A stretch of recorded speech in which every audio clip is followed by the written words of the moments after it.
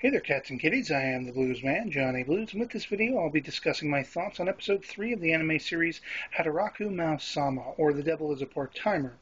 And I just can't get enough of this series. I love the quirky humor that comes out of it in this situation where the Devil King, Sadao, is brought over into our world and is having to live this really just super mundane lifestyle where he, as I said in my last video, is an overachiever.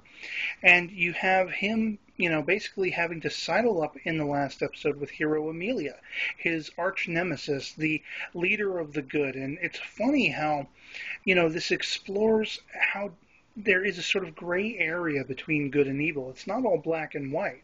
And so you have, in this case, Hero Amelia sometimes going to almost evil lengths with how she's willing to deal with Sadao. And on the other side, you have Sadao actually doing, heroic things, basically helping people and that kind of stuff, as we see in this episode. Now, basically, you have this funny situation where Amelia in the last episode, after they were shot at by some unknown benefactor, she had to basically stay over the night at Sadao's place with Alciel and Sadao. And it was just really interesting how they're overanalyzing how she left and why she left in such a nice manner and all this stuff. And of course, we know that she still has a chip on her shoulder as far as trying to spy on them and follow them and figure out if they're up to evil deeds and all this stuff.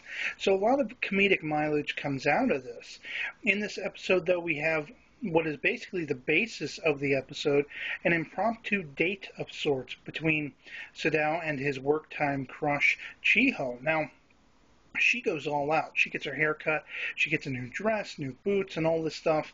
And Sadao is kind of oblivious. I think Alciel, being his right-hand man, is all, bro-like in that he's basically taking him to get new clothes and all this stuff, trying to pimp out the Devil King. And when they have their little, date, if you will, of course, Amelia just happens upon Alciel and they crash the party, so to speak. And then the earthquake happens. Now, what's really interesting about this earthquake business is we heard Chiho being very worried about this in the last episode, and it coincides with a mysterious phone call from whoever this evil benefactor is, using what sounded like, to me at least, a voice changer. So it could be a male, it could be a female, maybe a demon, maybe a human, who knows. Whoever this benefactor is, he has or she has a vendetta against both the Demon King and the hero.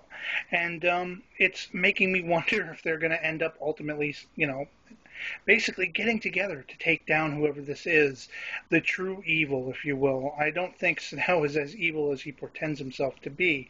And because at the end we basically see a humongous transformation. I mean, I guess he's back in his full-on demon form, and he's using his powers after that earthquake and after the whole place crashes in on itself to essentially save lives. And that's very intriguing in this series, just how incredulous Hero Amelia was watching this.